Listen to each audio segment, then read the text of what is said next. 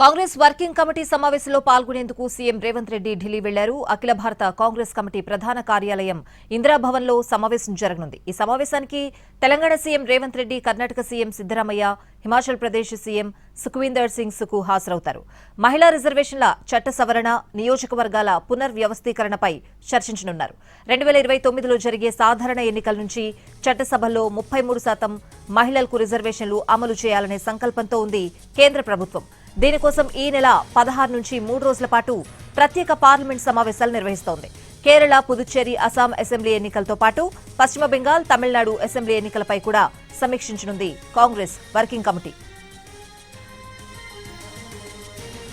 Congress working committee సమావేశంలో పాల్గొనేందుకు CM Revanth Reddy Delhi వెళ్లారు. ఓవరాల్ గా అప్డేట్స్ అడిగి తెలుసుకుందాం. మా ప్రతినిధి ప్రసాద్ ఢిల్లీ నుంచి ఫోన్ లైన్ లో ఉన్నారు. ప్రసాద్, ప్రధానంగా కాంగ్రెస్ పార్టీ 2 అంశాల గురించి తన ఆందోళన వ్యక్తం చేస్తుంది. ముఖ్యంగా జనాభా లెక్కలు, అదేవిధంగా కులగణన జరగకుండా నియోజకవర్గాల విభజన జరగటం అన్నది కొన్ని రాష్ట్రాలకు నష్టం కలిగించే అంశంగా ఉందని దీని పట్ల ఆందోళన వ్యక్తం చేస్తుంది కాంగ్రెస్ పార్టీ. అదేవిధంగా అర్థాంతరంగా కాకుండా మహిళా రిజర్వేషన్ సంబంధించి చట్ట సవరణకు సంబంధించి అది కూడా రాజ్యాంగ సవరణ కాబట్టి దీన్ని విపులంగా చర్చించేందుకు అఖిలపక్ష సమావేశాన్ని ఏర్పాటు చేయాలి.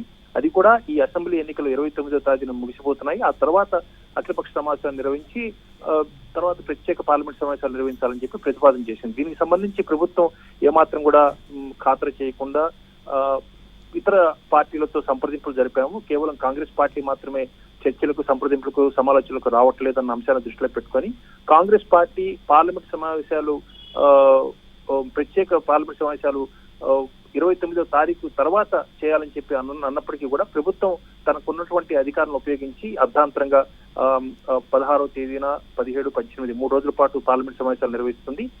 దీనికి సంబంధించి కాంగ్రెస్ పార్టీకి కొంత రిజర్వేషన్స్ ఉన్నాయి. అయితే దీనికి సంబంధించి ఈ రోజు కాంగ్రెస్ వర్కింగ్ కమిటీ సమావేశంలో మహిళా రిజర్వేషన్ బిల్లుకి సంబంధించి పూర్తి స్థాయిలో చర్చించి సభలో ఏ రకంగా దీనికి సంబంధించి చట్ట సవరణ సంబంధించి ఎలాంటి ప్రతిపాదన చేయాలనే అంశంపై చర్చించడం, దాంతోపాటు ఉభయ సభల్లోనూ కూడా ఈ ఇతర ఇండియా కూటమి చెందినటువంటి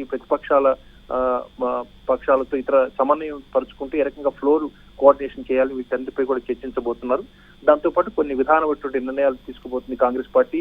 కాంగ్రెస్ పార్టీ పలు స్థాయిల్లో యువతకు, యువనేతలకు అత్యంత ప్రాధాన్యతనివ్వాలన్న అంశాన్ని దృష్టిలో పెట్టుకుంది. యువ నాయకత్వాన్ని ప్రోత్సహించాలని చెప్పి కాంగ్రెస్ పార్టీ ఆలోచిస్తుంది. దీనికి సంబంధించి కూడా ఒక విధానపరమైన నిర్ణయం తీసుకునేందుకు అవకాశం ఉంది. అదేవిధంగా పార్టీలో సీనియర్ నాయకత్వాన్ని నిర్వర్తించాల్సినటువంటి బాధ్యతలపై కూడా కొన్ని అంశాలపై చర్చించేందుకు, అంతర్గత వ్యవహారాలపై చర్చించేందుకు కూడా ఈ సమావేశంలో వీలున్నట్టుగా తెలుస్తుంది. దీంతో పాటు జ్యోతిరావు ఫూలే శతాబ్ది జయంతి ఉత్సవాల సందర్భంగా ఓబీసీలు, ఎస్సీలు, ఎస్టీలకు సంబంధించి వారి సమస్యలు, వారి పరిష్కారాలకు సంబంధించి కొన్ని విధానపరమైన నిర్ణయాలు తీసుకోవటం, భారతదేశంలో ఉన్నటువంటి ప్రజా సమూహానికి సంబంధించి కాంగ్రెస్ పార్టీ ఇచ్చే హామీలు ఏ రకంగా ఉండాలని చెప్పి కూడా పూర్తిగా చర్చించి అతి త్వరలోనే బహిరంగ సభ, పెద్ద కార్యక్రమాన్ని కూడా ఈ సామాజిక వర్గాలకు సంబంధించి ఒక నిర్వహించేందుకు కూడా కాంగ్రెస్ పార్టీ ఆలోచిస్తుంది. దీనికి సంబంధించి కూడా కొన్ని నిర్ణయాలు తీసుకునేందుకు అవకాశం ఉంది.